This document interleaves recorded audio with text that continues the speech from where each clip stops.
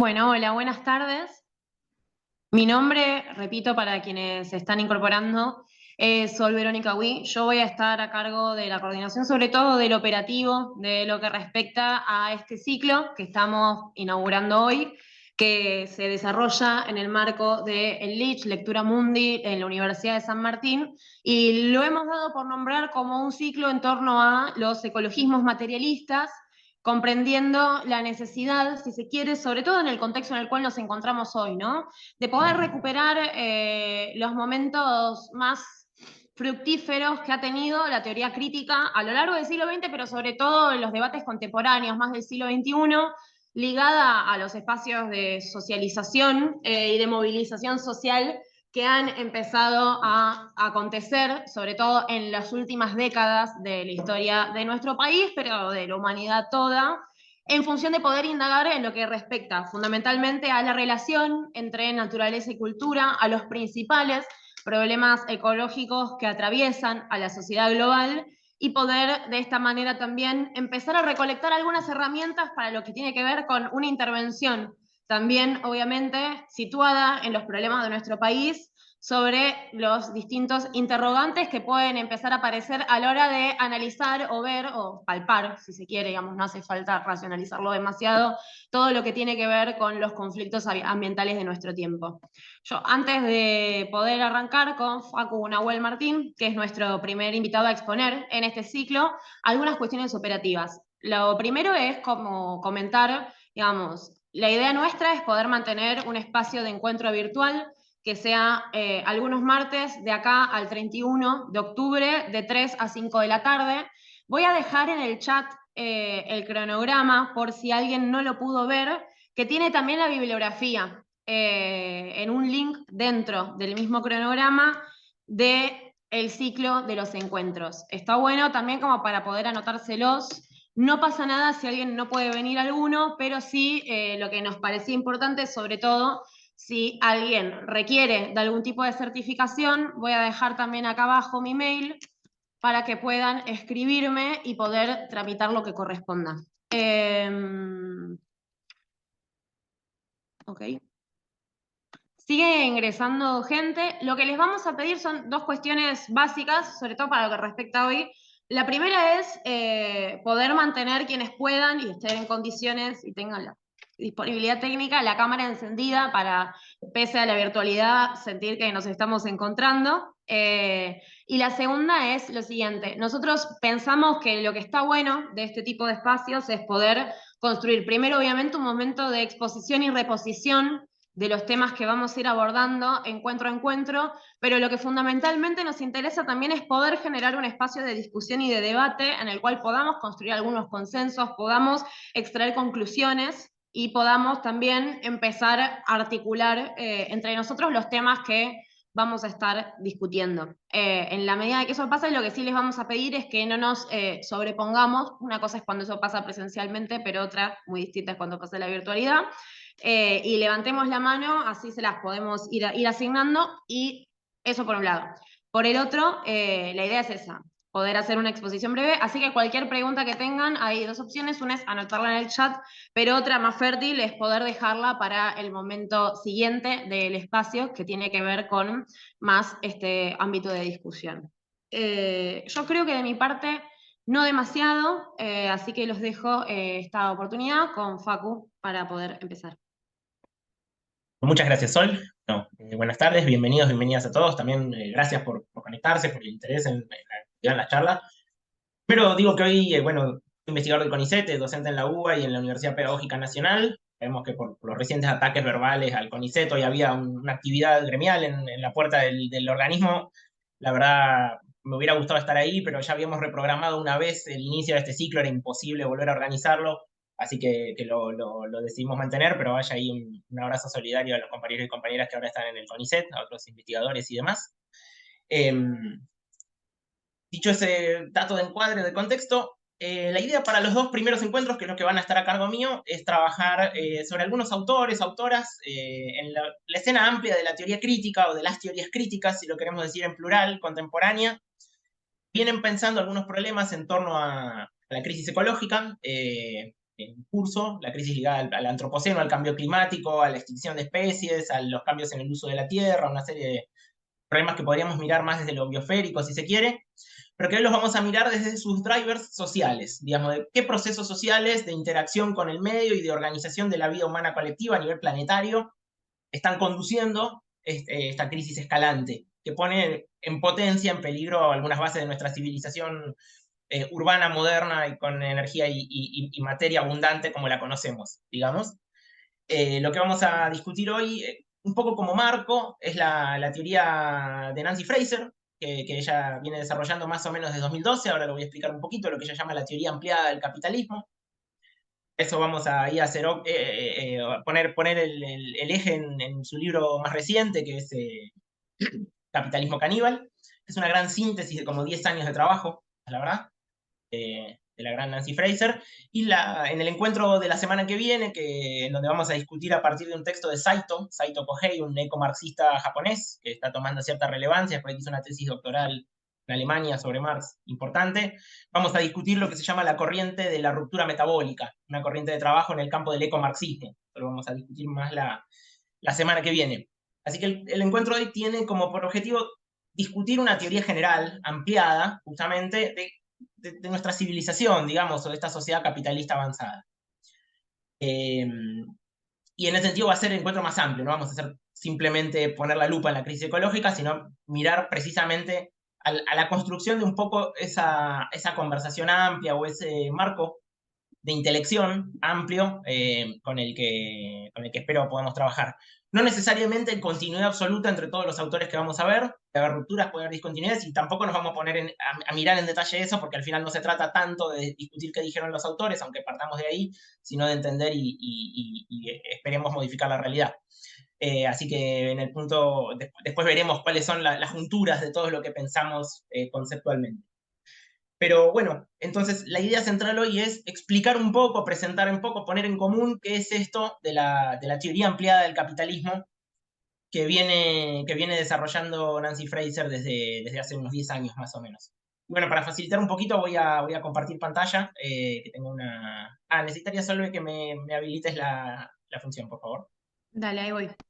Y ahí comparto pantalla, vamos a presentar un poquito con un PowerPoint algunas ideas. Mientras, y para ganar tiempo, voy haciendo alguna introducción que no necesita mucho apoyo. Nancy Fraser, sabemos, es una teórica importante del campo heredera a su manera de la Escuela de Frankfurt, si bien trabaja en la New School for Social Research en Nueva York.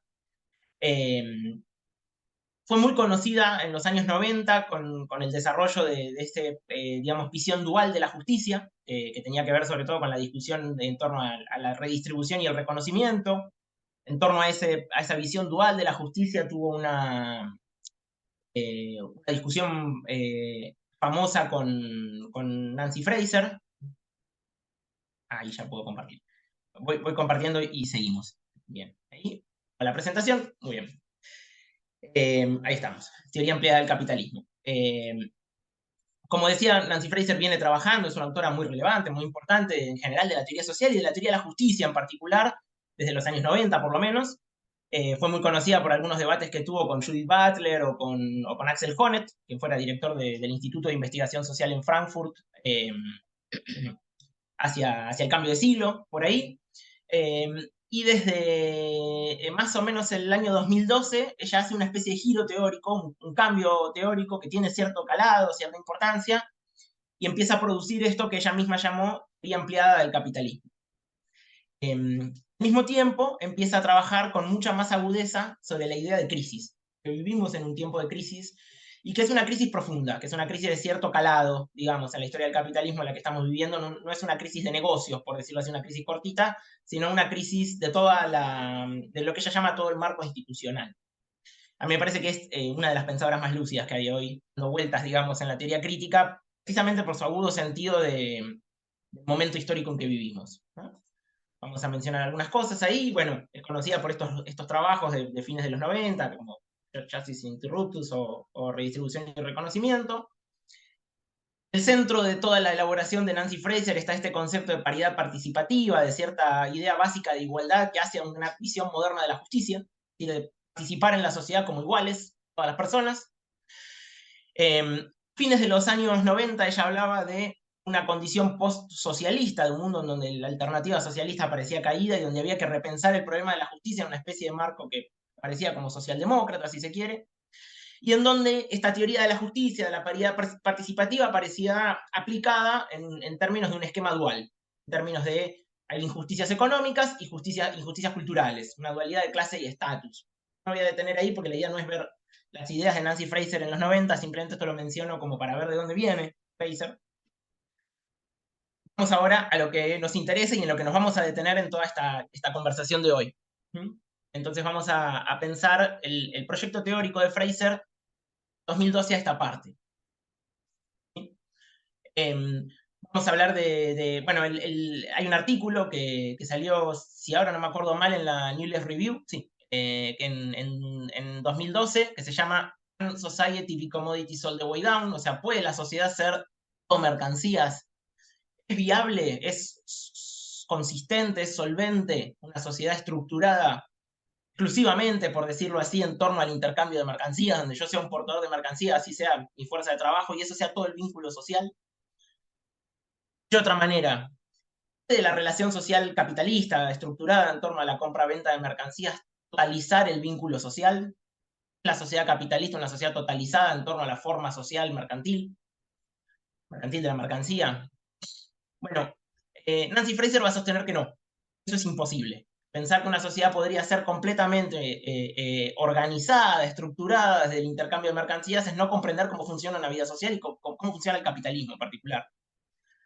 Además va a decir, esta sociedad, vamos a ver si tiene en el intercambio de mercancías cierta columna vertebral estructural, sociedad capitalista, está atravesando una crisis profunda, una crisis que era el momento en donde se hace visible el canto del cisne de la crisis actual, es la crisis financiera de 2008, la crisis subprime.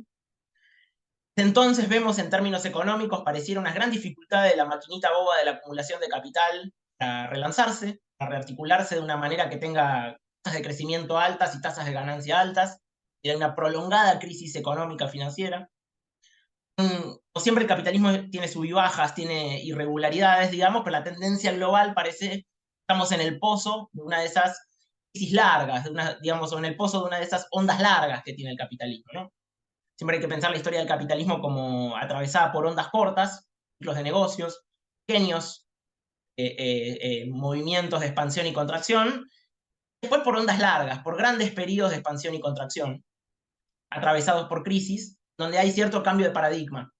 Después de cada onda larga contractiva, un cierto cambio de paradigma que ahora vamos a tratar de explicar, provee el marco de las fases expansivas que vienen después, si es que hay alguna en el futuro, no lo sabemos. En el momento de caracterizar que estamos en la crisis. Otro que va a decir Nancy Fraser, que estamos en una crisis que no es solo financiera o no es solo económica, no son solo las tasas de ganancia y el crecimiento del PBI, lo que hoy está complicado, digamos, sino que la crisis es multidimensional. Es decir, es una crisis económica, pero también es de legitimidad política, ecológica, de reproducción social y cuidados, y de patrones coloniales o raciales de poder mundial. Vamos a ver todo el orden institucional, ahora vamos a tratar de explicar un poco qué es eso, atravesando una crisis profunda que va a redefiniciones, lo cual surge la pregunta acerca de qué clase de ordenamiento social podría venir después de esta situación. Nancy Fraser dice, bueno, puede ser un ordenamiento capitalista, superador del capitalismo, o un ordenamiento dentro del capitalismo, pero que tenga otras complexiones que lo que conocimos, ¿no? En cualquier caso, es un momento de gran transformación, pareciera, el que atravesamos. Y entonces Fraser va a hacer un giro, va a decir, en vez de ya una condición post-socialista, donde hay una especie de cierre de la historia, ese periodo muy de fin de los años 90, con ese diagnóstico del fin de la historia, digamos, ella va a decir, no, por el contrario, es un tiempo acelerado, un tiempo de crisis y un tiempo de gran reconfiguración. Ese sería como el diagnóstico que Fraser nos quiere acercar, y todo lo que viene haciendo, una producción además bastante febril, viene escribiendo un montón, tiene que ver con tratar de proveer el marco teórico adecuado para pensar la crisis y obviamente para intervenir en ella, con la idea de que, bueno, si la comprendemos vamos a poder intervenir mejor en el horizonte de la crisis.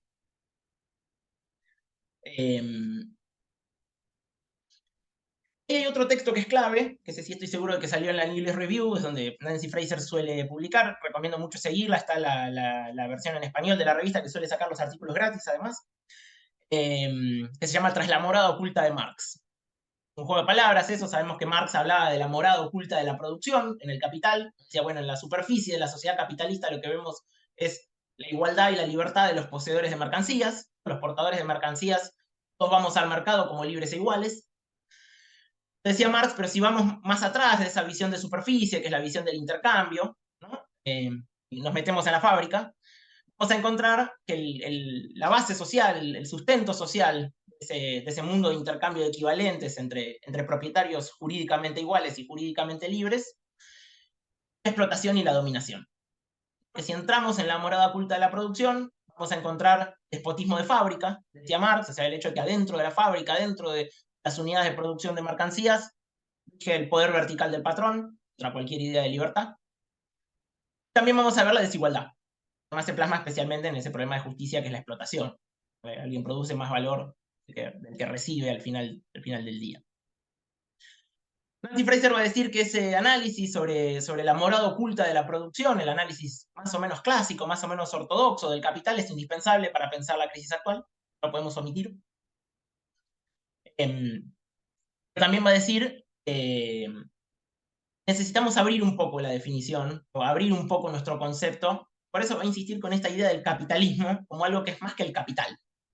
También podríamos decirle la sociedad capitalista. Omar Hacho, un investigador argentino con el que trabajo, al que debo mucho intelectualmente, suele decir, bueno, hay que pensar que la sociedad capitalista en su conjunto se estructura como una mera derivación de la lógica del capital. ¿No? La lógica del capital no es la historia, acá. Y por eso voy a decir que detrás de la morada oculta que pensó Marx, hay otras moradas ocultas, más ocultas, por decirlo así, ¿no? Por eso ir tras la morada oculta de la producción y entender que ese ámbito donde se produce valor, donde se extrae plusvalor a los trabajadores y las trabajadoras, no es socialmente autónomo. Es decir, no funciona por sí mismo como una totalidad cerrada. Tiene condiciones de posibilidad propuestas por la propia lógica del capital. Una dependencia parasitaria con algo que no creó y que no puede crear por sí mismo. Por eso va a decir Fraser la necesidad de una teoría ampliada de lo que significa la sociedad capitalista. Pero teoría ampliada no quiere decir negación de la teoría anterior, no quiere decir incorporación en una totalización más compleja, más heterogénea y con mucha más contingencia. Ahora vamos a ver que no está tan totalizada estructuralmente, que parte de la teoría original de Marx, especialmente del Capital, siguiendo acá, ¿no? Entonces va a decir, bueno, ¿cómo vamos a definir la sociedad capitalista? Bueno, vamos a empezar con algo bastante ortodoxo, va a decir Fraser, y después lo abrimos. Voy a decir, bueno, el primer rasgo definitorio del capitalismo pareciera que es la propiedad privada de los medios de producción. Presupone una división en clases entre dos clases, básicamente, propietarios y productores inmediatos. Bueno, en que los productores inmediatos no son propietarios de los medios de producción. Va a decir, bueno, despleguemos esto un poquito, hay 4 características que para ellas son como estructurantes de lo que ella llama el núcleo económico del capitalismo. Después, por algunas cosas que a lo mejor digo la semana que viene, a mí no me gusta la expresión núcleo económico, preferiría decirle núcleo lógico estructural o algo así, pero avancemos con la autora, el núcleo económico del capitalismo como el corazoncito de toda esta estructura que vamos a ver ahora es multinivel y compleja de la sociedad moderna. Tiene 4 rasgos. La división de la sociedad en clases, la compraventa de fuerza de trabajo como mercancía, es decir, que vos puedas disponer de tu capacidad de trabajar como una propiedad tuya que puedes vender en el mercado. La dinámica compulsiva de la valorización, esto es que la lógica social se basa en una lógica, justamente, la lógica dinero, mercancía, dinero, como aparece al comienzo del Capital. Es decir, la lógica económica, y esto es novedoso, esto no existía en otras sociedades en el grado, en la extensión, en la profundidad que tiene la sociedad capitalista, y es toda la vida productiva y económica está organizada en torno a un principio, que es el principio de la valorización del valor. Quiere decir eso que un empresario parte de tener una cantidad de dinero, lo invierte, compra mercancías, contrata fuerza de trabajo y al final del día se queda con una cantidad de dinero mayor. ¿Sí? Esa lógica de MD o de MD', 130 de euro. Sería la que organiza la actividad en la sociedad capitalista. Okay, ahí está. Y por último va a decir Fraser, la cuarta condición característica del núcleo económico del capitalismo es la alocación de excedente mediante el mercado, ¿no? Una sociedad, hace muchos años, por lo menos en la agricultura, las sociedades producimos excedentes, las personas producimos más de lo que necesitamos inmediatamente para subsistir. Es muy importante económicamente qué hacemos con ese excedente, y en esta sociedad, bueno, este juego de compraventa de mercancías, gobernado por la lógica de la ganancia o la lógica de la valorización, que, que ordena esos procesos de alocación de excedentes. De vuelta, una definición que es bastante clásica, digamos, no hay nada muy novedoso acá, en términos de qué significa el capitalismo de forma social. Lo que va a decir Fraser, bueno, decir, bueno, esto no alcanza. Esperen que estoy adelantándome con las diapositivas. Ahí estamos, más acá. ¿Por qué? Porque Fraser va a decir, si miramos a esos cuatro rasgos de lo que ella llama el núcleo económico del capitalismo, no toda la sociedad es estructurada así. Hay un montón de cosas que pasan en la sociedad que no son ni compra-venta de fuerza de trabajo, ni producción para la ganancia, ni alocación del excedente por la vía mercantil. Y Fraser va a decir que sí, que no hay manera de que una sociedad solo se organice en torno al intercambio de mercancías. Que la sociedad capitalista no es la sociedad de la mercancía como forma social universal. Algo que había dicho Lukács en Historia y Conciencia de Clase, un libro famoso en el marxismo occidental, ¿no? Fraser acá está discutiendo con esa visión donde la sociedad capitalista, para entenderla, y quiere estudiar la forma nuclear, que es la forma de mercancía, y de ahí derivo todo. ¿No? Ya va a decir, no, eso no se puede. ¿Por qué? Porque la mercancía no es autónoma como forma social. ¿Esto qué quiere decir? No tiene autarquía. No hay un arreglo social, por lo menos por ahora, empírica la afirmación de Fraser ahí, en donde el intercambio de mercancías organice toda la vida social. Siempre está como engranado en otras cosas. Por eso dice, la sociedad no puede estar organizada de manera exhaustiva en torno a la producción de mercancías. Una idea que toma de Karl Polanyi, economista. Ella dice, esto es social y subjetivamente imposible. No parece que la subjetiva humana, pero más que la manera como producimos la vida. Por ejemplo, pensemos qué sería mercantilizar la crianza de pibes, exhaustivamente, la producción de nuevas camadas de fuerza de trabajo para las generaciones futuras. Ahora vamos a detenernos un poquito. Difícil pensar que eso simplemente salga de fábricas que fabriquen, que produzcan obreros como podemos producir aluminio. Ahí tenemos una condición de trasfondo, que es el trabajo doméstico, el trabajo de cuidado, que no parece mercantilizable hasta el final. Es mercantilizable, pero no parece exhaustivamente mercantilizable. Otra cosa va a pasar con la naturaleza, otra cosa va a pasar con la política. Vamos a encontrar esta lógica del capital, decirlo así, de condiciones de posibilidad no se deducen de la propia lógica. Marx en algún lado les decía, las condiciones que el capital encontró históricamente, que metabolizó, sumió, arregló para que su lógica funcione, porque no creó de sí mismo. Y no creo porque no pueden derivarse de tu lógica. O de otra manera, ella va a decir que hay condiciones de trasfondo a la lógica del capital. Tiene que proveer la sociedad o incluso la naturaleza, el cosmos, al final, en donde la lógica del capital es en todo caso un invento tardío, reciente, transitorio, que en algún momento va a dejar de existir, probablemente, como no existió en otras épocas históricas. Que necesita entonces ese marco institucional o esas condiciones de trasfondo, casi expresiones sinónimas o correlativas en el pensamiento de la autora, que tienen que siempre reponerse, que siempre garantizarse para que la sociedad como su conjunto no colapse. ¿No? Y hay esta distinción entre capital y capitalismo, ¿no? O entre capital y sociedad capitalista. Una sociedad que tiene su núcleo estructural o su núcleo económico, lógica del capital, que depende de estas condiciones de trasfondo, como digo, no puestas a la lógica del capital, que no se derivan dialécticamente de la lógica del capital. Las condiciones de trasfondo serían 4. Creo que acá Fraser fue tanteando, si vemos algunos textos a veces aparecen como 3. Bueno, a mí me parece que leyéndola adecuadamente, o a mí me sirve leer al menos, que son 4. Son 4 que van a aparecer como pares duales, o dualidades, como movimientos donde la sociedad capitalista divide el mundo de la economía y de la producción de mercancías de otra cosa. Va a generar estabilidad y a la vez problemas. Ahora vamos a ver, esas particiones son siempre fuente de conflicto. La primera es el par reproducción social, producción de valor.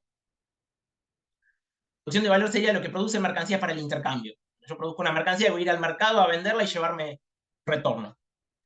La reproducción social es ese conjunto de actividades que se hacen, que es una esfera feminizada, como se suele decir, una actividad que es fundamentalmente llevada a cabo por mujeres, se hace sobre todo en los hogares, no exclusivamente, pero sobre todo en los hogares, y que tiene que ver con todas esas formas del trabajo que son necesarias para la vida, criar a los viejos, criar a los chicos chiquitos, atender a los enfermos, hacer la comida, son indispensables para la vida, son subjetiva y biológicamente indispensables para la vida, que el capitalismo no reconoce como creadores de valor, que no tienen por output una mercancía que vos vayas a vender. Hay muchos debates en el feminismo marxista. Nancy Fraser está acá empalmando, por decirlo así, con lo que se llama hoy teoría de la reproducción social. Está desarrollando sobre todo Titi Bhattacharya, también Cinzia Russa. Bueno, hay una serie de feministas marxistas en la estela de Alice Vogel, de los 80 venía trabajando. Hay otras corrientes que dialogan con la teoría del valor y la crítica al capital, la de, no sé, no me sale Silvia Federici, el largo, etcétera. Nancy Fraser se inscribe acá en una corriente que es la de la llamada teoría de la reproducción social. Lo que mira es a todas esas actividades que son condición de posibilidad para que haya todas las mañanas trabajadores frescos y alimentados en la puerta de la fábrica, porque no son garantizadas en la lógica de la fábrica, por decirlo así, que necesariamente son como una externalidad que el capital tiene que presuponer. Digamos que no basta para reproducir la fuerza de trabajo pagarle un sueldo a un trabajador, sino que alguien tiene que elaborar la comida que se compra con ese sueldo, garantizar la solvencia, como digo, anímica y biológica del hogar o del arreglo reproductivo que haya, etc. Y entonces van a aparecer todas estas actividades de reproducción social. Algunas a veces las puede hacer el Estado, pensemos en las guarderías, los hospitales, las escuelas. No siempre son familiares, hay algunas complejas ahí. Que sí son en general actividades desmercantilizadas o no mercantilizadas. No producen una mercancía para intercambio, sino que producen vida humana, subjetiva directamente, subjetiva y biológica, como digo, directamente. Ahí hay una primera condición de trasfondo de la sociedad capitalista.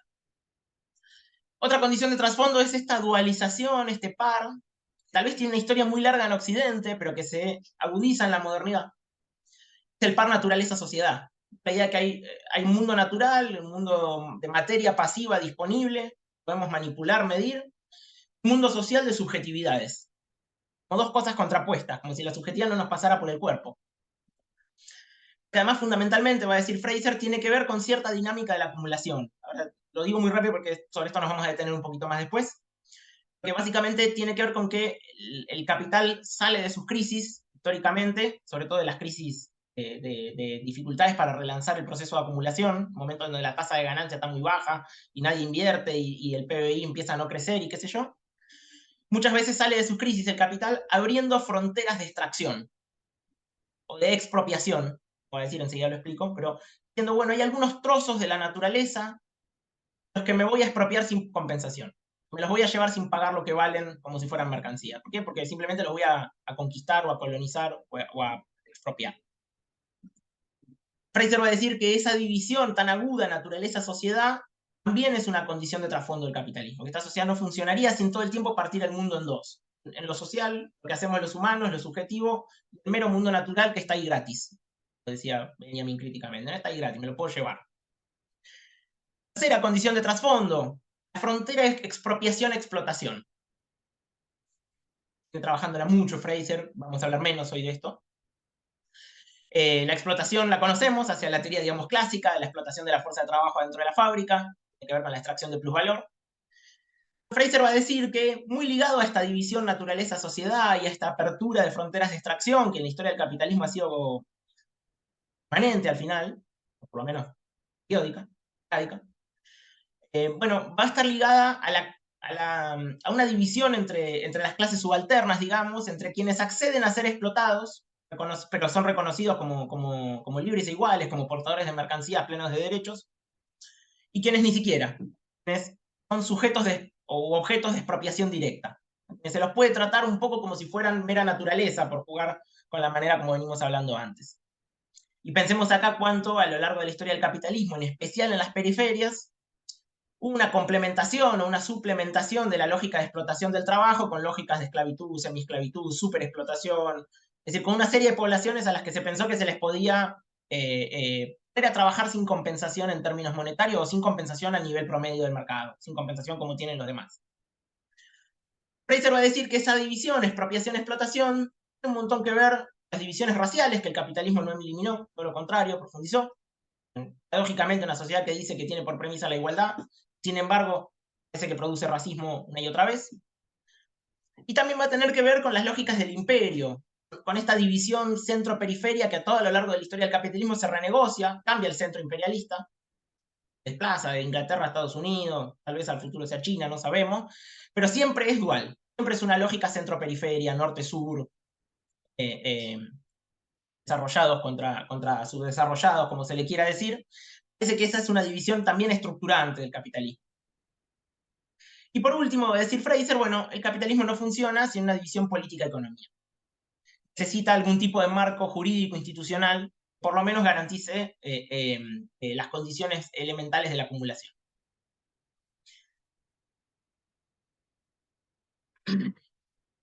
Quiero decir algo más sobre esto.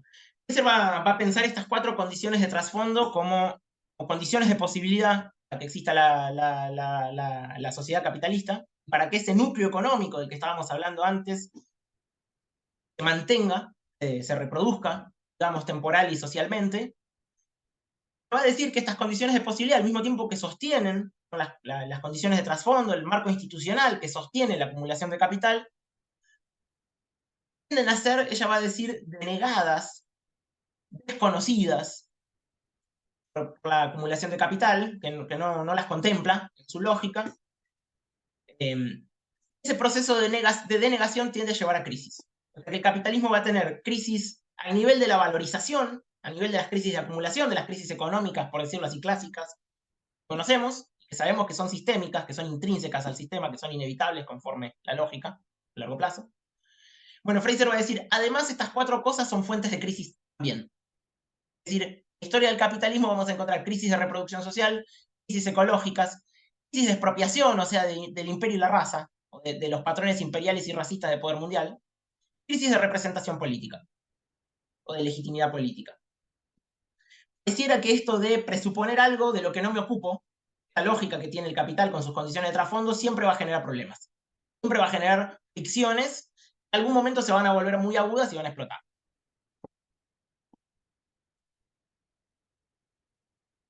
Acá tenía una explicación un poco más detallada de la reproducción social, la voy a omitir para que no sea tan largo. Un famoso dibujito ahí de la dependencia del capitalismo en el trabajo doméstico, de las feministas marxistas, creo que del 70 es, no del 80. Vamos ahora sí a detenernos, porque es un poco el tema del seminario, en la división naturaleza-sociedad. Acá claro que si se ponen a mirar las diapositivas de PowerPoint, los números de páginas son del artículo Tras la morada oculta de Marx. No estoy trabajando con el libro, estoy yendo a un artículo anterior, los conceptos son muy parecidos. Y como vengo trabajando con Fraser hace tiempo, uso una cantidad de fuentes. Hay una pregunta. ¿Por qué el trabajo humano es considerado como productor de valor? ¿El trabajo de los ríos o del ganado no? Si es igualmente necesario para el sostenimiento de la vida. Vamos a hablar sobre esto la vez que viene y tal vez hablar un poquito más del tema de la teoría del valor, pero parece que nos sirve más para armar el paraguas teórico, el marco amplio, ¿sí?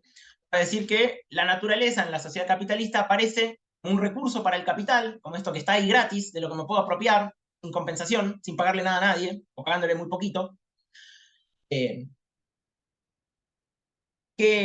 parte de esta situación en donde el valor, la naturaleza, no digo valor económico, sino su valor para la vida, presupuesto, y al mismo tiempo es negado, en el sentido nadie lo monetiza adecuadamente.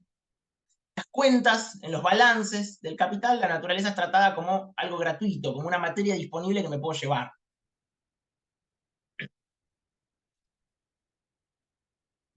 Entonces, la naturaleza es valorizada y al mismo tiempo aprovechada hasta lo que dé la lógica capitalista. Y esto lleva a esta constante búsqueda fronteras de expropiación, a lo que ya veía Rosa Luxemburgo, ¿no? Esta idea de, bueno, al final, ¿por qué hay imperialismo?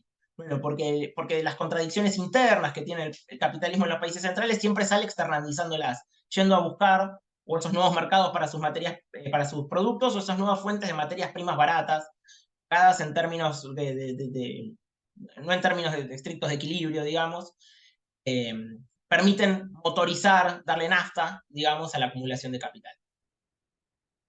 Bueno, ahí dibujito para amenizar un poco.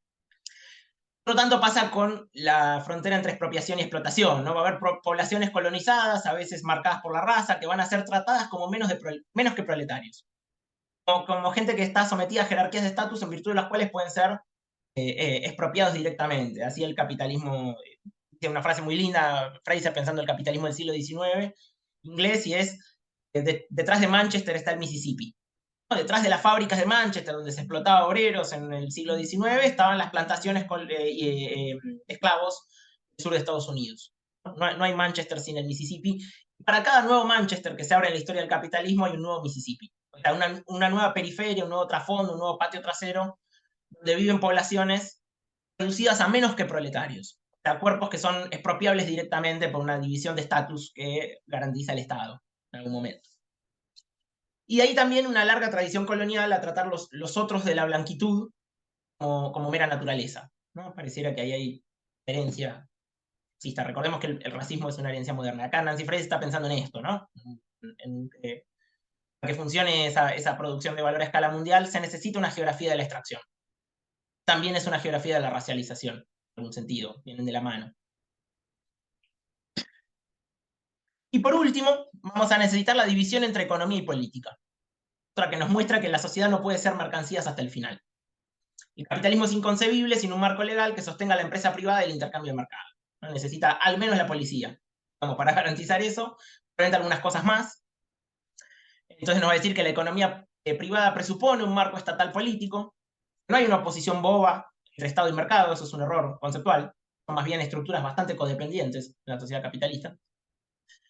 Y también vamos a ver acá que la lógica del capital va a necesitar de la legitimidad política, que garantice cierta paz social, cierta estabilidad, cierto marco regulatorio, y va a tender a socavar la legitimidad del sistema político. También va a ser una de las contradicciones dinámicas de la sociedad capitalista.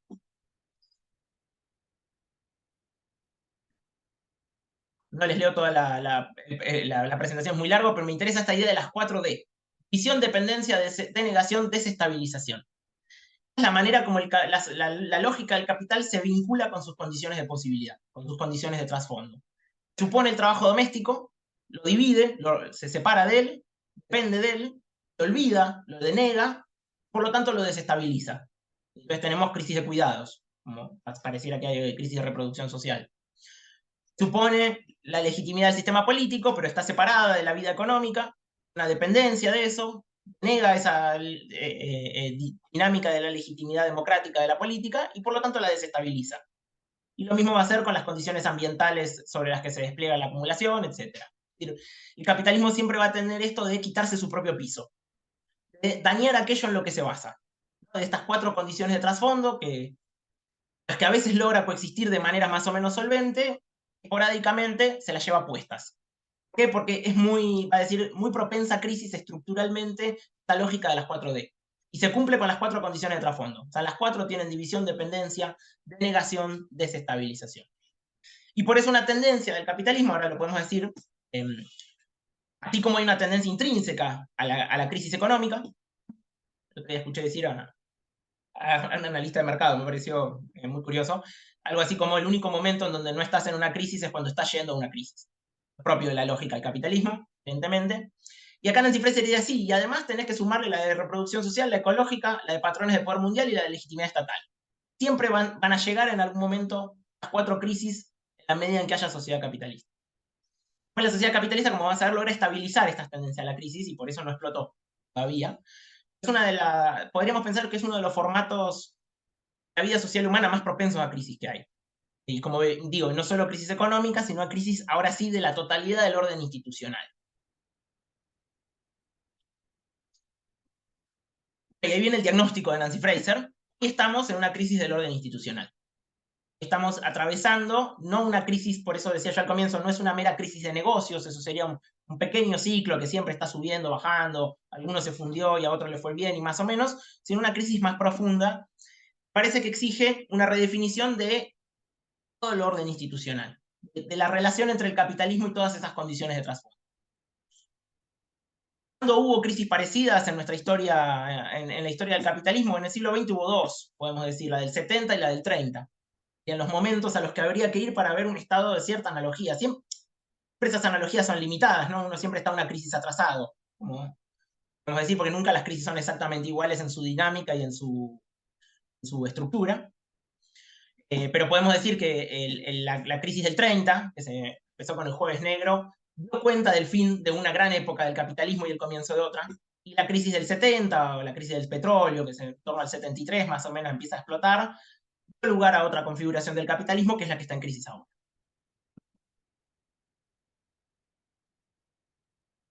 Tengo una mano levantada, igual les pido que avanzamos un poquito y por ahí después juntamos todas las preguntas y conversamos ahí del autor. Falta ahora para delinear un poquito mejor este modelo teórico que nos propone Fraser. Hasta ahora es muy abstracto, es un modelo formal que nos sirve para pensar el capitalismo de que empezó hasta ahora, pongámosle siglo XVIII más o menos a esta parte, estamos hablando de varios siglos. Es un modelo necesariamente muy abstracto. Vamos a tener que bajar un poquito a niveles de mayor historicidad. Y acá va a haber un primer punto, que estas fronteras, estas cuatro fronteras del orden institucional, no son sustantivas. No es que hay una clase de actividad que no, por definición, está en un lugar y no otro de la frontera. No dependen del contenido de la actividad. Eso digo, no son sustantivas. Son fronteras estructurales. Tienen que ver con la posición en un sistema. La posición que algunas cosas ocupan en un sistema. Eso quiere decir que se pueden, hasta un punto, redefinir. Y hay una dimensión además de agencia. Hay luchas de límites, boundary struggles, nos dice Fraser, que son luchas que dan lo que se suele llamar movimientos sociales, que sean ajenas a la clase y a los problemas de la división de la sociedad en clases. Ella tiene un paradigma convergente, no piensa en los movimientos sociales como el otro de la clase, sino como algo articulado. Digamos, los movimientos sociales aparecen, estas luchas de límites, a veces tienen que ver con volver a trazar algunas fronteras, por ejemplo, que algunas poblaciones pidan ciudadanía, poblaciones que están sometidas a expropiación directa, que no tienen derechos elementales, que pidan abolición de la esclavitud, por ejemplo, luchas que han ocurrido en algunos contextos en la historia del capitalismo. Eso, pidan inclusión en la ciudadanía. Podemos pensar como luchas de límites las luchas por el salario para el trabajo doméstico de muchas feministas de los 70. También sería una lucha de límites eso. A veces puede ser que sean luchas de abolición. Es decir, bueno, algunas fronteras no nos sirven. Después vamos a hablar un poquito de esta cuestión de si se pueden abolir estas fronteras o no. Es bastante abierta al respecto. Pero lo importante es saber que el lugar donde definimos las fronteras va cambiando. Es histórico. En parte depende de la acción. En parte depende de compulsiones estructurales. La estructura tiene un peso muy grande, obviamente. Pero en parte también son abiertas a disputa. Lo que vamos a ver es que en cada gran... Ahora vamos a hablar un poco de cómo el capitalismo tiene fases, en grandes fases. Esto quiere decir que el capitalismo tiene una historia. No solamente tiene una historia porque empezó en algún momento se va a terminar. Tiene además una historia interna. Hay una historia dentro de la historia del capitalismo, que no es que simplemente un día empezó la lógica de la acumulación de M' y desde entonces lo único que pasa es eso. Hay acumulación, sí, por supuesto, hay acumulación. Eso no pasa, entra en crisis toda la sociedad hoy día. Además, hay fases cualitativamente diferentes que podemos distinguir dentro de la historia del capitalismo. Llamémosle modos de regulación, fases históricas, grandes periodos. Ahí ella tiene un diálogo con lo que se suele llamar historia escuela de la regulación. Sería largo discutir todo eso, me excede a mí además en conocimiento. Digamos cortito, Fraser dice 4 fases hasta ahora en la historia del capitalismo, o hubo, mejor dicho, 4 fases. Una fase mercantil, una del laissez-faire, administrada por el Estado, y una financiarizada. Un capitalismo mercantil podemos pensar siglo XVII-XVIII, sobre todo predominio holandés, probablemente como centro de poder mundial. Anterior al ingreso de la locomotora inglesa, no al ingreso, pero al despegue de la locomotora inglesa en la economía, que es algo del siglo XIX, es el capitalismo sobre todo ligado al comercio, intercambio de mercancías, con escasa penetración todavía en la producción material directa. Luego un capitalismo del laissez-faire, apertura de mercados y de reducción del rol del Estado en la acumulación, muy ligado al ciclo inglés, al siglo XIX, digamos. ella dice, termina de entrar en crisis con la crisis del 30, probablemente ya desde fines del siglo XIX lo vemos en crisis al capitalismo del laissez-faire, la crisis del 30 explota. Luego toma la posta, viene el relevo, un capitalismo administrado por el Estado, un capitalismo estadocéntrico, donde el Estado aparece como el gran ordenador de la economía, pensamos sobre todo en el periodo fordista, el Estado keynesiano, menos en Occidente. Empieza a aparecer con el New Deal de Roosevelt, podemos pensar, o con la aparición de Keynes en el mundo económico, y gobierna el mundo en la segunda posguerra, los 30 años dorados hasta el 73, de expansión como nunca hubo del capitalismo mundial. Capitalismo administrado por el Estado, entonces podemos darle nacimiento ahí entre los 30 y el 45, tiene su fase, digamos, de génesis, y en el 45, terminada la Segunda Guerra, se consolida y se expande. La crisis del petróleo fue el signo, digamos, el canto del cisne, como decía antes, el momento de muerte de ese capitalismo administrado por el Estado, socialmente, el momento de crisis mayor, y lo reemplazó el capitalismo financiarizado, eso que a veces se llama capitalismo neoliberal, que tuvo que ver con la manera como salió el mundo capitalista de la gran crisis de los 70, una gran crisis económica, pero de todo el orden institucional. Y según Fraser, de 2008 a esta parte, estamos viendo la larga crisis del capitalismo financiarizado. La larga, prolongada crisis del capitalismo financiarizado, donde todavía vemos más la descomposición que las posibilidades de recomposición, o al menos hasta donde yo llego a leer, no se ve claramente por dónde va a salir el capitalismo de esta. No es por decir que es la crisis terminal, ni mucho menos, eso no se puede predecir, sería irresponsable, pero sí es cierto que en estos 15 años, ya que nos separan de la crisis subprime, no parece haber habido un gran periodo de expansión del capitalismo, ni mucho menos de recomposición del orden institucional. ¿No? Hay una prolongación de la crisis.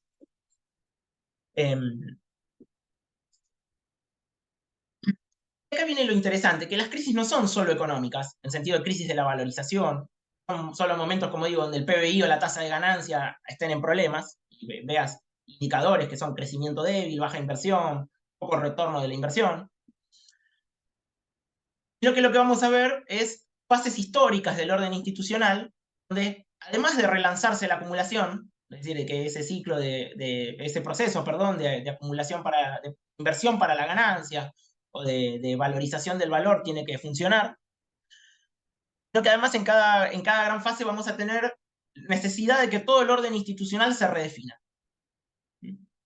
Es decir, vamos a ver acá entrando en una especie de pulseada estas luchas de fronteras, las luchas por definir dónde se ponen las fronteras del orden institucional, van a entrar en una especie de proceso con la lucha de clases, con la conflictividad obrera, etc., y con la lógica del capital. Y en cada nueva etapa del capitalismo se va a estabilizar todo el orden institucional cuando logre hacer coincidir las tres cosas. Que haya acumulación de capital, la conflictividad obrera se mantenga a un nivel que no explote todo, y que el orden institucional camine, digamos, funcione medianamente. Donde entonces la tendencia a crisis queda, por decirlo así, estabilizada, hasta que venga una nueva crisis, porque por su propia lógica el sistema va a socavar su propia base, pero puede tener 30, 40, 50 años. Cada periodo estabiliza más o menos. Entonces lo que nos va a decir Fraser es, en cada época, el capitalismo, todas estas fronteras institucionales se redefinieron.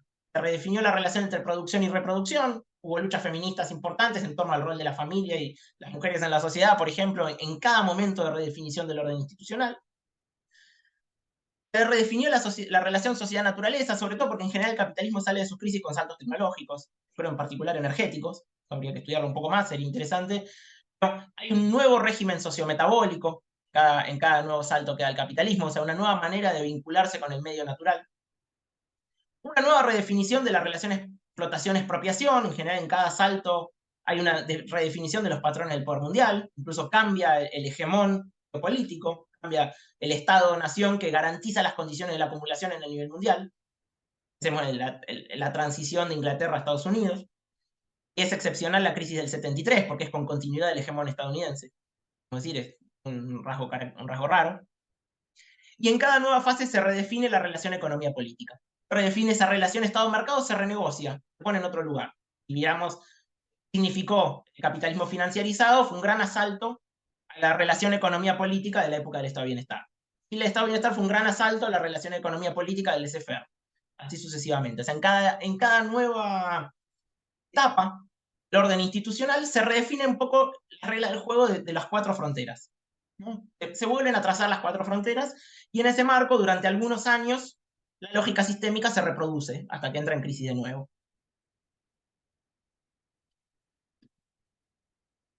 Vamos un poquito a la cuestión de la relación con la naturaleza.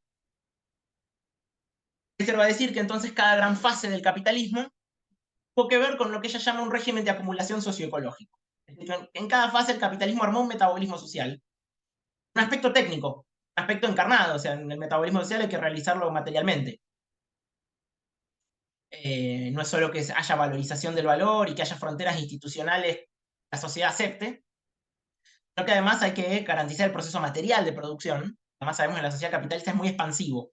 El capitalismo siempre sale un salto hacia adelante en consumo de materia y energía. Cada vez necesita más materia y más energía metiéndose en el proceso social, que para relanzar la acumulación en términos crecientes, bueno, va a necesitar un throughput, un atravesamiento en la sociedad de materia y energía cada vez más grande.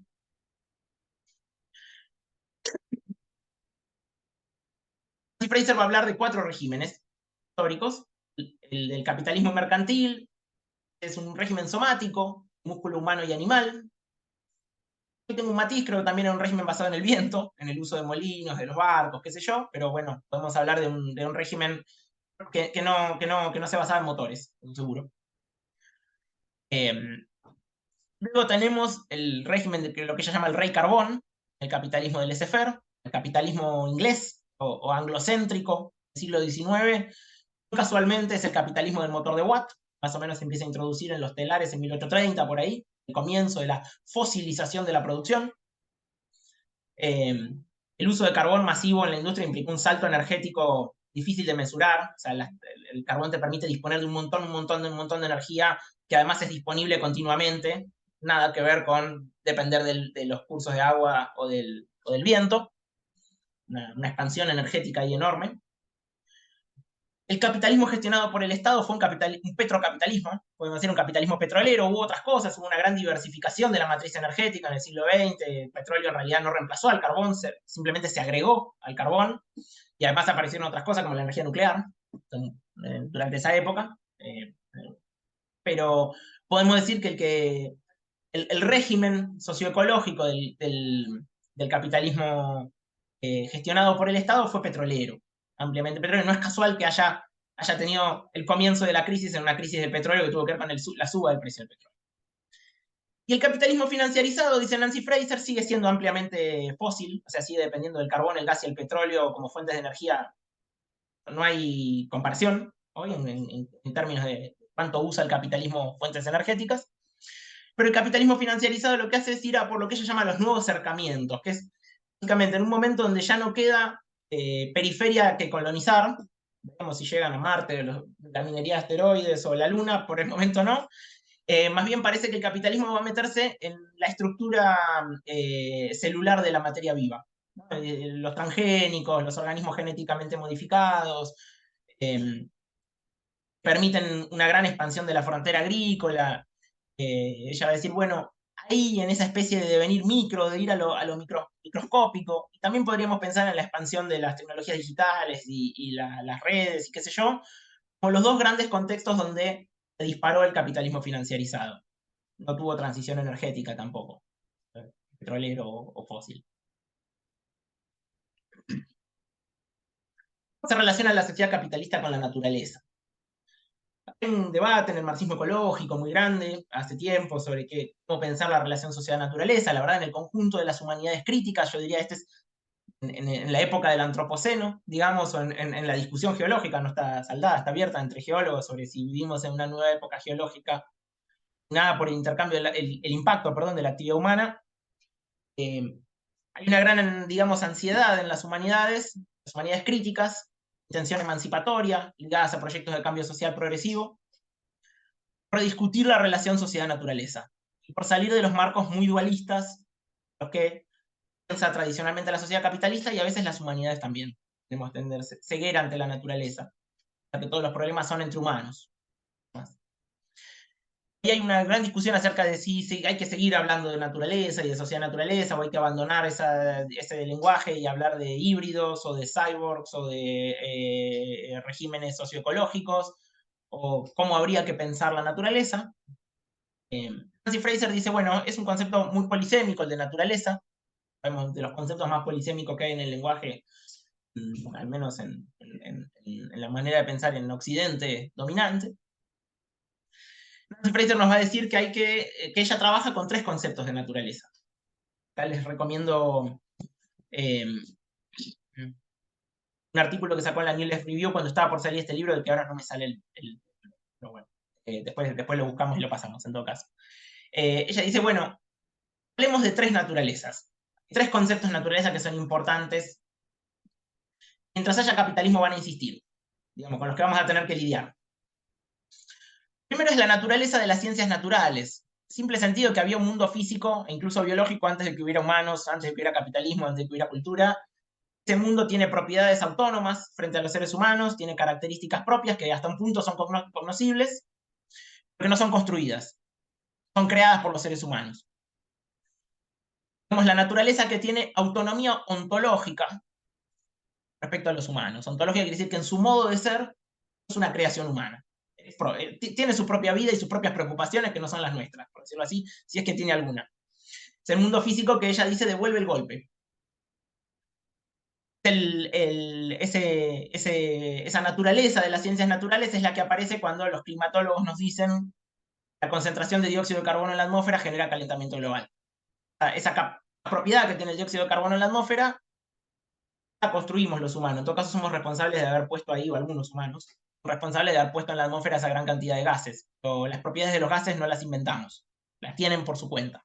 Las podemos conocer hasta un punto, pero no las podemos manipular infinitamente. Eso dice que es una naturaleza que devuelve el golpe, en el sentido de que es autónoma y recalcitrante, tiene una densidad ontológica, una existencia propia, diferente de la actividad humana, refractaria a veces a la actividad humana. A decir, sí, ese concepto de naturaleza es indispensable, pero además en la sociedad circula, los discursos circula y en los pensamientos, críticos o no, pretendidamente críticos o no, también circula otro concepto de naturaleza, ya le dice naturaleza 2, simplemente, que es un concepto ideológico de naturaleza, es la ideología de la naturaleza en la modernidad. Cuando decimos ideología, decimos un conjunto de representaciones que son distorsivas y además son inconducentes desde el punto de vista de la práctica. Son tanto falsas como dañinas. La ideología de la naturaleza es la de la naturaleza como lo otro de la humanidad, ¿no? Ese mundo de valor mecánico y disponible para ser dominado. Es cierta visión muy mecanicista de la naturaleza que aparece en el siglo XVIII. Las ciencias naturales ya superaron, de Fraser, ni siquiera es la visión de las ciencias naturales eso, pero sí es la ideología dominante de lo que es la naturaleza. La naturaleza es eso que está ahí gratis de lo que puedo disponer. Por último va a decir naturaleza 3, que va a ser la que a ella más le interesa, que es la que hablábamos recién, de los regímenes sociometabólicos. Dice, esta es la naturaleza del materialismo histórico. La naturaleza como aparece modificada por la actividad humana. No es el mundo físico en general, sino recorte perspectival que surge de la praxis humana y el trabajo. La naturaleza a la que nos vinculamos en la producción de nuestra vida. Y podemos pensar, una cosa es la naturaleza del campesino de una sociedad feudal y otra cosa es la naturaleza de que hoy con una cosechadora y un tractor planta transgénicos. Son materialmente diferentes, pero no porque cada sociedad se inventa su naturaleza, sino porque cada sociedad modifica el medio y se relaciona siempre con un medio modificado, con un medio en el que siempre está la marca del trabajo humano, en que tenga propiedades físicas autónomas, trabajo humano. Bueno, Fraser va a decir que sobre todo en cada época se redefinen N2 y N3. N1 por algún motivo obvio no lo redefine la cultura humana, ¿no? Podemos estudiarla y cambiar nuestro conocimiento de ella, pero en su estructura propia no la cambiamos. Pero la ideología de la naturaleza sí se va renegociando a lo largo de la modernidad, y las prácticas situadas de metabolismo social, o sea, las prácticas situadas en las que la sociedad produce materialmente su vida, se van modificando. Y por eso, estas fases del capitalismo, que estuvimos tratando de más o menos ordenar, también son regímenes metabólicos, o regímenes sociometabólicos. O sea, en cada fase aparece una nueva N3.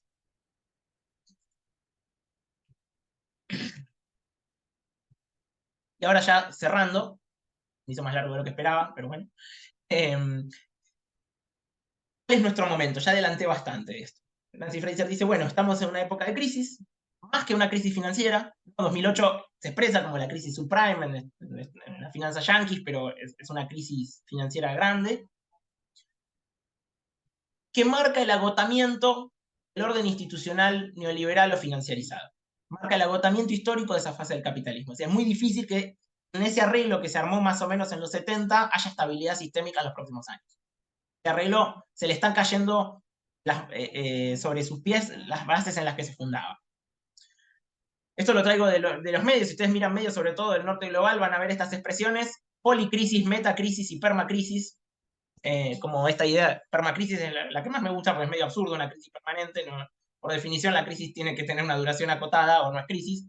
Pero bueno, estas cosas se pueden leer directamente en intelectuales mediáticos en el norte global. Nancy Fraser dice: a nuestra época, la época de la crisis multidimensional o del complejo de crisis, ¿no? Dice, es un complejo de crisis, pareciera, podríamos decirle también, una crisis sobredeterminada. ¿Y eso qué quiere decir? Que hay muchos estratos temporales, básicamente el de la acumulación y el de las cuatro condiciones de trasfondo, que parece que están todas en crisis convergiendo. Entonces empezaba a tener como loops la crisis, donde una crisis política te genera una financiera, que te genera una crisis ecológica, que te genera una crisis de reproducción social, y la bola va como incrementándose. Ya va a decir, hay crisis de reproducción social, una explicación muy larga, pero es un momento de crisis de cuidados, básicamente porque se vaciaron las estructuras estatales de cuidados que había en el estado de bienestar, con la crisis del estado de bienestar. Se sobrecarga entonces a la familia y sobre todo a las mujeres las tareas de cuidados, pero al mismo tiempo por la sobredemanda laboral que implica el capitalismo financiarizado en crisis, nadie tiene tiempo de cuidar. Quien tiene privilegios usa cadenas de cuidados, o sea, contrata trabajo doméstico, que en general es migrante, que tiene algunas marcas raciales, etcétera, para garanizárselo, y quien no tiene plata para delegar los cuidados en otra persona, se come la crisis. Tiene la vida explotada entre el tiempo de trabajo y las demandas de cuidados. Las dos muy sobrecargadas. Crisis ecológica, crisis de los patrones imperialistas de poder mundial y crisis de legitimidad política. Pareciera que estamos en ese momento donde todo empieza a andar un poco mal. Según el momento se puede agudizar. Hago una mención porque me parece que es actual. Tiene mucho trabajo Nancy Fraser sobre la crisis de legitimidad política, un texto entero, dialogando con Jürgen Habermas, que es un intelectual con el que ella dialoga críticamente de una manera muy creativa. A mí me gusta mucho en general cómo dialoga con Habermas Nancy Fraser. Donde lo que ella va a decir es que el capitalismo, acá sí estoy citando capitalismo caníbal, como tal, no solo el neoliberalismo, sino el capitalismo como tal es propenso a crisis y contrario a la democracia. Siempre genera crisis de legitimación del poder político. En algún momento las va a generar. ¿Por qué motivo? Y ella dice, porque hay algo elemental y fundamental en la sociedad, que es organizar ese metabolismo social, organizar la producción y el consumo, cosas que necesitamos para la vida. En la sociedad capitalista está despolitizado, está privatizado y transferido al capital, sometido a esa lógica de la ganancia. Entonces, elegimos, votamos, qué sé yo, dice, pero tenemos una democracia débil y limitada, un Estado que tiene muy pocas capacidades operativas porque no organiza la vida material directamente. Está delegada en el mecanismo ciego, la acumulación, la gestión de la vida material. Y entonces los Estados, va a decir, cuando hay estos momentos de crisis, se ven sometidos a una exigencia contradictoria, muy difícil de resolver, entre la demanda de garantizar el orden institucional y dificultades para lograrlo por no tener la capacidad operativa para hacerlo porque está delegada en el capital. Esta lógica de dependencia y de negación, de la que venimos hablando, capital tiene con respecto al orden político, a los mecanismos de legitimación política, en algún momento explota. Ella dice, bueno, el capitalismo financiarizado esto empeoró porque además los estados-nación están muy sujetos a fuerzas económicas globales. El metabolismo social de tu población depende del intercambio a nivel planetario, y vos apenas gestionás un estadito. Y entonces tienen muchas dificultades para incluso dirigir su propia economía, algo que en otras épocas los estados tenían más potencias para hacer. Dice que esto se da tanto en los centros como en la periferia. No es que solo en las periferias tenemos este nivel de sumisión al poder financiero mundial, y en los centros también. Los estados sufren cosas como la huelga de inversiones. Hacen cosas contrarias a la ganancia, hay huelga de inversiones, se van los capitales a otros lugares, y entonces enseguida tienen crisis política o crisis fiscal. Eso empieza a ser como una especie de trampa que le cuesta salir. Y según Fraser, entonces hoy estamos en un momento de crisis hegemónica. No hay fuerzas políticas globales hegemónicas. O fue el neoliberalismo en los 90. No, hoy no estamos en la época del consenso de Washington, donde este era el acuerdo y había que hacer lo que decía el consenso de Washington y el que no era un marginal políticamente. Ella dice, no, hoy está todo muchísimo más en crisis, que las propias élites globales están discutiendo qué nuevo orden quieren producir. Y ninguna tiene por ahora la fórmula que subordine al resto. Están todos peleándose a ver cómo va a ser la nueva hegemonía mundial, incluso si va a ser norteamericana o va a ser China. Parte del debate acá de este capitalismo financiarizado en crisis. Fraser dice que entonces hay una crisis mundial del sentido común neoliberal. En parte, las nuevas derechas son emergencia de esa crisis del capitalismo financiarizado como lo conocimos. No son iguales a las derechas noventeras, digamos. Y estamos en ese momento, cita de Gramsci, la que se abusa mucho últimamente, lo viejo se muere y lo nuevo no llegan a ser, ¿no? Y acá algunas ideas sobre el lado de la agencia, porque siempre cuando hacemos estas miradas tan estructurales y tan globales, bueno, hay un problema ahí que es que nos sentimos muy chiquititos frente a esas dinámicas globales y parece que entonces sabemos qué hay que hacer. Y otra pregunta, ¿significa esto colapso? ¿Significa entonces que porque vino la crisis y es muy honda, el sistema se está desorganizando en forma terminal? ¿Estamos en el siglo III romano? ¿Se está hundiendo el imperio y vienen las invasiones bárbaras? No tanto, dice Fraser, no necesariamente. Puede ser, como todo es abierto, depende de la historia está llena de contingencias. Lo que va a decir Nancy Fraser es que si miramos las sucesivas estabilizaciones del orden institucional capitalista, dos momentos o dos elementos donde aparece el factor subjetivo, el nuestro, no el de las élites, ¿no? Obviamente que no nos gusta, no nos interesa. La lucha de clases y las luchas de fronteras. La lucha de clases que tiene que ver con la disputa en torno a las condiciones de la explotación, y las luchas de fronteras que son todas estas luchas en donde se redefine algo del orden institucional.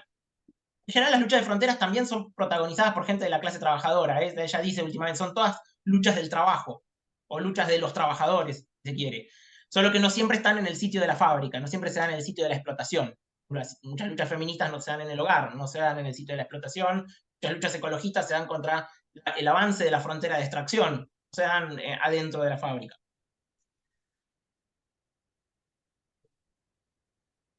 Y Nancy Fraser va a decir tres movimientos, acá está dialogando con Polanyi, que veía dos nada más,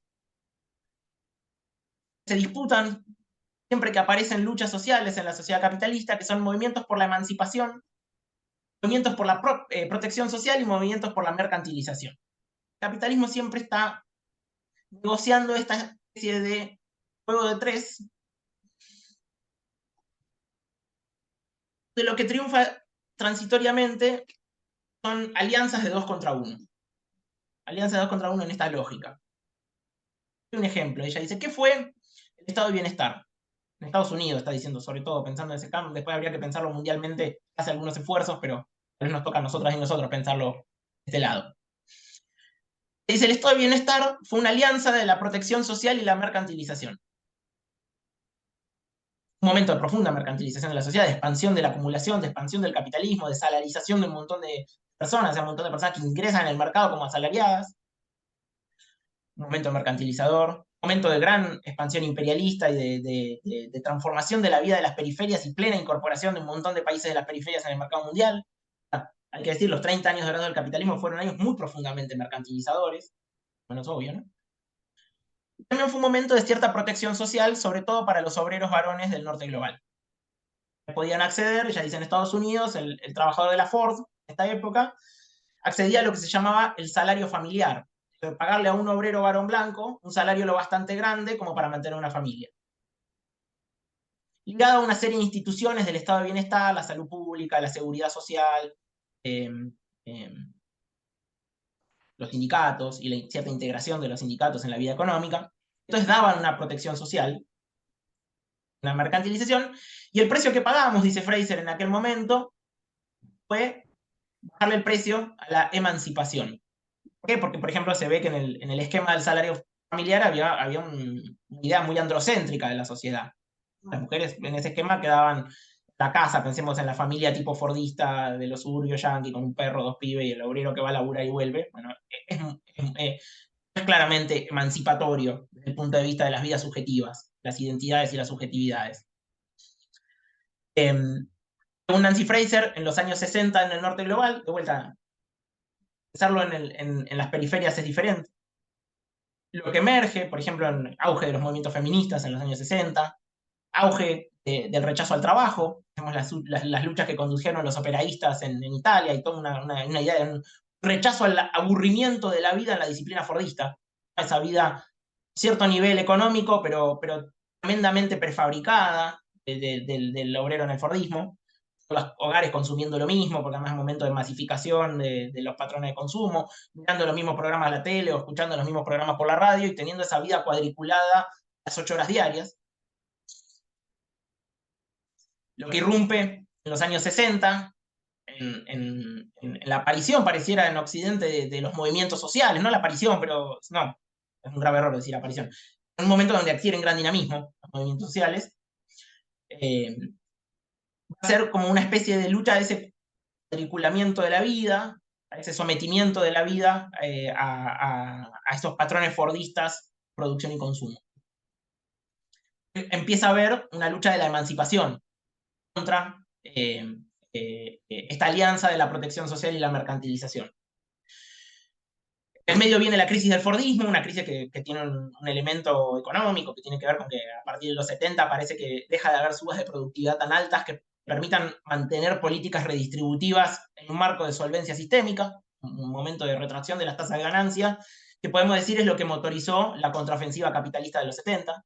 La contraofensiva capitalista de los 70 es un intento de restituir las tasas de ganancia, yendo a por el salario y a la larga los derechos de la clase trabajadora, que había conquistado. Y lo que dice Nancy Fraser es que el momento más ingenioso del neoliberalismo, políticamente, que se ve sobre todo en los 90, cuando el neoliberalismo es hegemónico, tiene que ver con lo que ella llama neoliberalismo progresista.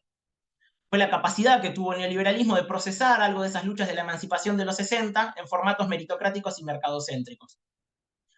El colmo del neoliberalismo progresista es Disney, ¿no? La corporación woke, como dicen ahora, algo de eso tiene, ¿no? Que es súper mercadocéntrica, súper normalizadora, pero algo de las luchas de los movimientos sociales incorpora. Diversidad de género y raza en los personajes de las pelis, hoy día, pongámosle. Bueno, algo de eso, el neoliberalismo progresista, dice Fraser. ¿Esto qué quiere decir? ¿Qué expresa el neoliberalismo progresista?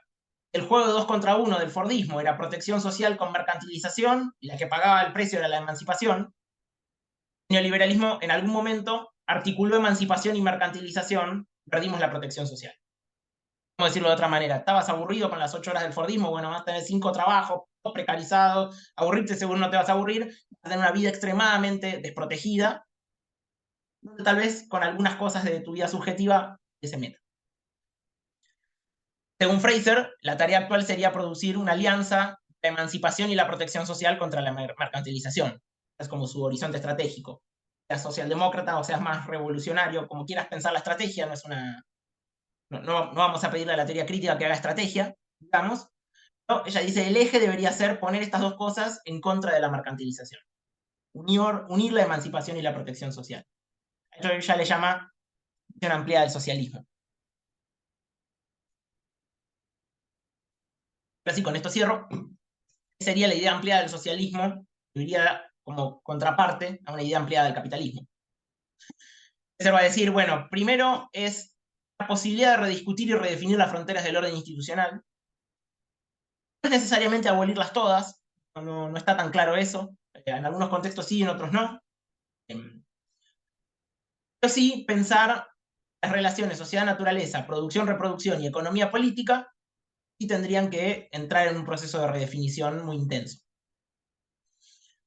Y ella dice que también eso implicaría invertir o transformar órdenes de prioridad, y que la producción de mercancías para la ganancia no puede ser el corazón estructural de la sociedad. Mientras eso sea el corazón estructural de la sociedad, todo el orden institucional va a ser precario y va a tener nuevas crisis en 10, 20, 50 años. A veces eso quiere decir abolir fronteras, por ejemplo, la frontera centros imperialistas, periferias dependientes, suponemos que la querríamos abolir. En cambio, la frontera producción-reproducción no está tan claro. En todo caso, habría que redefinir quién la asume, cómo se reparte, pero no está claro ni que queramos mercantilizar todo, ni que todo tenga que resolverse en una esfera de reproducción social desmercantilizada. A lo mejor, dice Fraser, la frontera tiene sentido mantenerla, solo se trata de rediscutirla. En todo caso, eso dependerá de la agencia, también no es algo que una teórica pueda definir desde arriba de los libros. Y lo central, dice Fraser, es esta discusión metapolítica. Tiene que ver con poder discutir los bordes de lo políticamente decidible. Vivimos en una sociedad donde demasiado pocas cosas son políticamente decidibles, entonces siempre la actividad política parece como trunca. Y al final el mecanismo ciego de la acumulación termina asumiendo demasiada potencia. Bueno, hasta ahí dejo de compartir pantalla porque ya más o menos hice la presentación. Sé que fue un poco larga, un poco densa, es su complejidad la teoría de Nancy.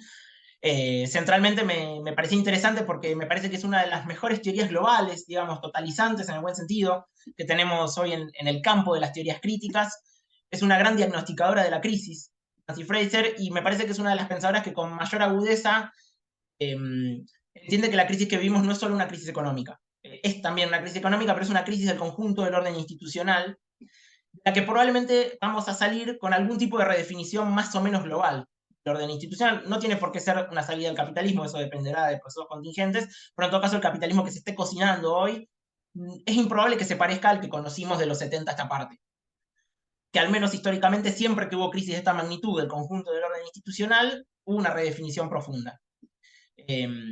Bueno, hasta ahí y dejamos el rato que queda a comentarios, discusiones, lo que sea. Bueno, Facundo, muchísimas gracias por tu exposición, que me parece súper clarificante en torno a lo que tiene que ver con la teoría, ¿no?, de Nancy Fraser y particularmente de este libro, del cual nosotros mandamos un capítulo que se publicó en la New Left, pero ese ya está medio conocido, se puso muy de moda, Capitalismo Caníbal. Destacar en la sintonía, me parece, de lo que decías, un pequeño apartado que tiene el epílogo del libro, y que tiene que ver justamente con esta perspectiva en la cual la redefinición de un concepto de socialismo para el siglo XXI va de la mano justamente con repensar el orden institucional político en el cual se inserta la discusión pública, y en ese sentido también debemos democratizar la definición y la demarcación no solamente de los marcos, sino también de lo político en sí mismo. Yo creo que ahí hay como un elemento que es importante en el contexto en el cual nosotros nos insertamos, que tiene que ver con algo que está pasando, digamos, hoy en día en nuestro país y que se puede interpretar en cierto sentido como un reverbero, ¿no?, de ciertas formas de lo político que estaban un tanto dormidas. Eso de la mano, digamos, con la reflexión más general, pero particularmente como una tarea que tiene hoy la política ambientalista, que es algo que aparece un poco en este capítulo, ¿no?, donde puntualizamos en ese concepto de transambientalismo para poder situarnos en una perspectiva que no simplemente piense en torno a las contradicciones entre el desarrollo y la naturaleza, sino particularmente en situar la reflexión en torno al cambio climático en una perspectiva más general del modo de acumulación capitalista. La idea ahora es un poco nada eso, como poder abrir primero preguntas, pero después también intervenciones, aportes, debates, convites de otras lecturas que puedan ir enriqueciendo la discusión. Así que nada, no sé si alguien está levantando la mano, creo que debería aparecerme en el momento. Yo sí voy a seguir hablando un poco hasta poder hacer un poco de tiempo. Pero eso, dejar el espacio realmente abierto como para ver qué se puede ir armando.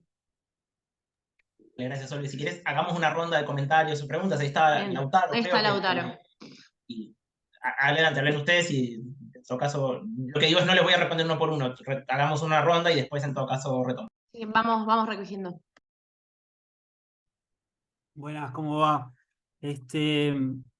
Nada, tal vez quizá no es la interpretación de la autora, o sea, o yo no lo había, yo la verdad que no la conocía de nombre, alguna que otro artículo leí, pero así como en profundo, me parece muy interesante la teoría y bueno, lo explicaste, estuvo re bien, Facu, me quedó bastante claro.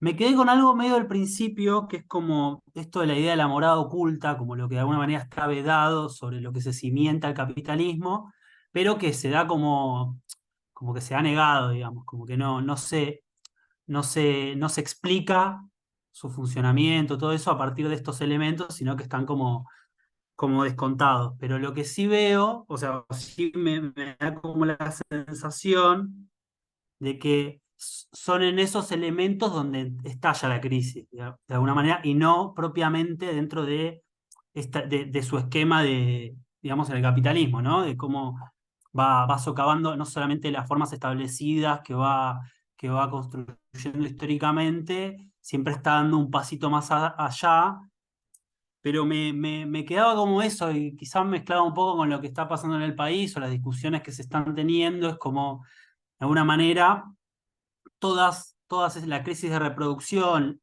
la crisis digamos, del ecosistémicas, las crisis políticas, son siempre, o terminan quedando como crisis en sí de cada uno de estos elementos, y lo que pareciera como oculto del capitalismo en realidad es lo que está expuesto, y lo que queda oculto es el capitalismo en sí, de alguna manera, como es como generadora de todas estas implosiones. No sé si se entiende un poco esto, pero no sé si es al revés lo que plantea la autora, pero me quedó como dando vuelta esa idea.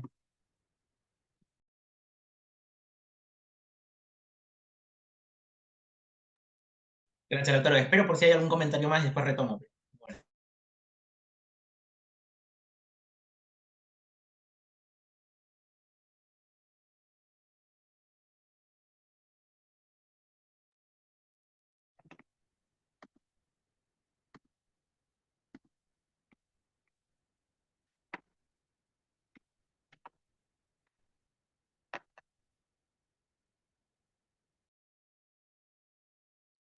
Ian, Buenas, ¿qué tal? ¿Cómo andan? No, me quedé con algo que comentaban recién más tirando al final y pensando también en los regímenes de acumulación, también como regímenes de ecometabólicos, no me acuerdo si esa era la palabra precisa, y pensaba que en el momento de crisis, digamos, del 73, parte de los debates en América Latina pasaban por un eje de dependencia o desarrollo, digamos, y me parece que, o al menos yo no tengo las lecturas o los convites o los posicionamientos más políticos en torno a un diagnóstico de la crisis de esta etapa de la acumulación capitalista en base a, bueno, a cómo pensar el imperialismo, cómo pensar la especificidad de los países del sur. em, y me parecía interesante como para desplazar, digamos, correr hacia un costado la antinomia entre ambiente y desarrollo, que me parece que con esta idea de morada oculta, bueno, el ambiente o la noción de naturaleza es más bien el terreno o el territorio en el cual otra contradicción se desarrolla. Entonces, nada, como para traer ese enganche con algo que me parece que era una discusión interesante y que siempre me costó encontrarle una mediación con los debates actuales.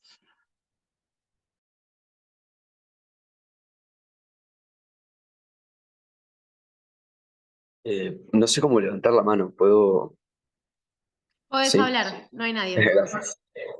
No, a mí una de las cosas que más me quedó es lo que dijiste, que en todos los cambios de régimen había una manera o el sistema mismo ampliaba, por así decirlo, la frontera extractiva, ¿no? Y creo que hay una particularidad del momento actual que justamente que cuánto, o por lo menos por los límites biofísicos, y por la lógica misma de la crisis climática y la crisis de la biodiversidad, donde esa forma que encontró siempre el sistema de seguir ampliándose vía la vía extractiva, hoy encuentra ese límite, ¿no? Como si ese pasaje ya no, como si estuviese en alguna forma vedado por la biofísica misma, ¿no?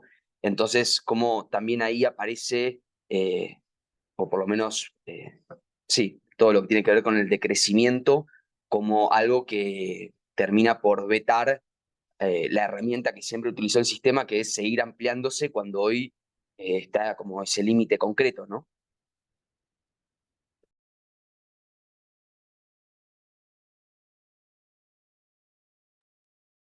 ¿Te parece, Solve? Le damos la palabra a Tomás, que veo que tiene la mano levantada, Sí, y retomo un poquito, porque por ahí ya me voy a olvidar, me va a ser imposible retomar todos. Dale, dale, exactamente eso iba a decir. ¿Se escucha? Hola, ¿qué tal? Sí, se escucha. Gracias. No, es un comentario muy breve y tal vez alguna parte es un aporte. Primero, coincido con que fue interesante. Yo no lo terminé todo, pero ya casi el artículo de Fraser. Es muy interesante la capacidad que tiene.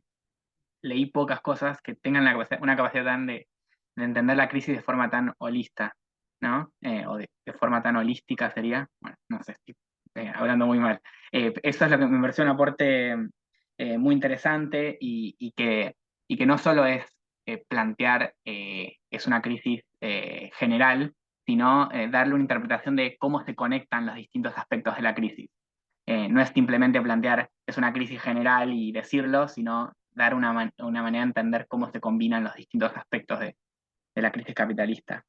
Eh, Nada, yo creo que esto es importante, haciendo alguna conexión tal vez apresurada con la política, eh, porque en estas discusiones acerca de, bueno, el avance de la extrema derecha mundialmente, creo que una de las cosas que ha tenido la capacidad de la extrema derecha es de dar respuestas holísticas, tener una ideología que está en ciernes, pero está tratando de dar una respuesta holística, digamos, a los problemas que hay. No sé, uno lo escucha, por ejemplo, a Milei en la televisión y él tiene opinión y comentarios sobre prácticamente todos los temas, sobre el cambio climático, sobre economía, sobre sociedad, sobre un montón de cuestiones, y parecería, por más que es bastante contradictorio y que como que se plantean una respuesta holística a la crisis actual, ¿no? Y por último, hay un autor que también es interesante que habla, que ahí lo mando al chat, que se llama Matt Huber, que habla sobre también sobre cuestiones relacionadas con la crisis climática, la ecología, que plantea en su libro una política ecológica para la clase trabajadora. Es una discusión que creo, no terminé el artículo de Fraser, pero creo que no está, que es la importancia de quién guía las discusiones sobre la crisis climática y sobre el qué hacer, ¿no? Y él planteaba que uno de los problemas es que está dirigida por la clase profesional, digamos, por unos técnicos, y que los sectores oprimidos, la clase trabajadora, las y los trabajadores, deberían comandar, digamos, las discusiones sobre la crisis ecológica y el qué hacer. Bueno, se me hizo medio largo, eso.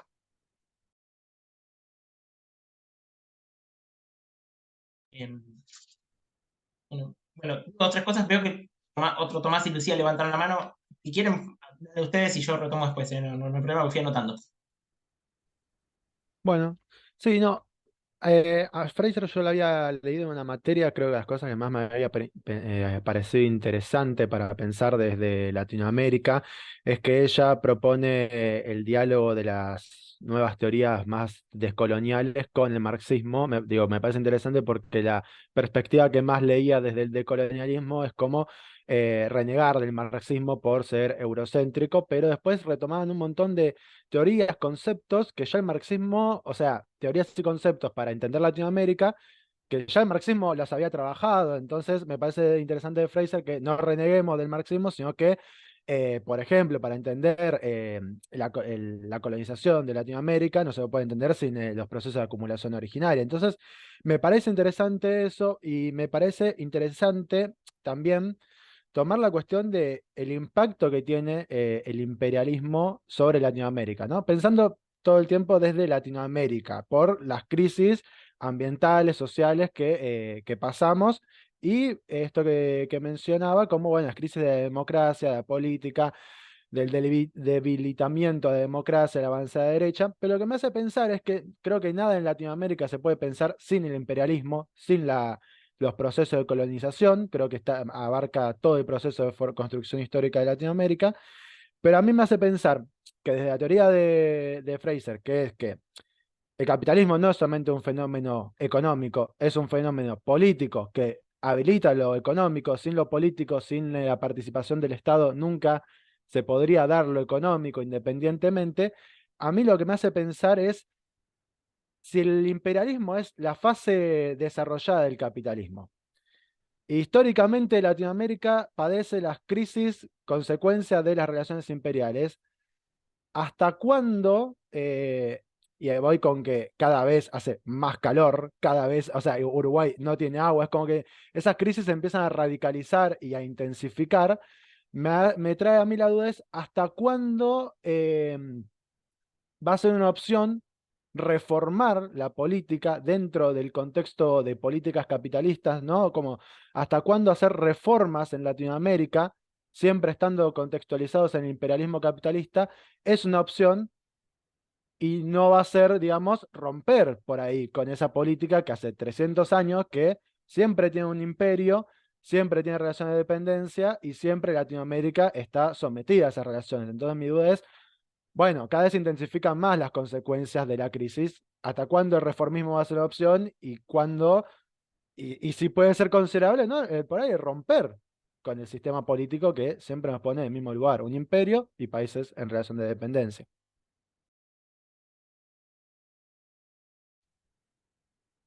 Hola, buenas tardes. Lo mío es muy breve, muy concreto, y se relaciona bastante con lo que decía Tomás recién.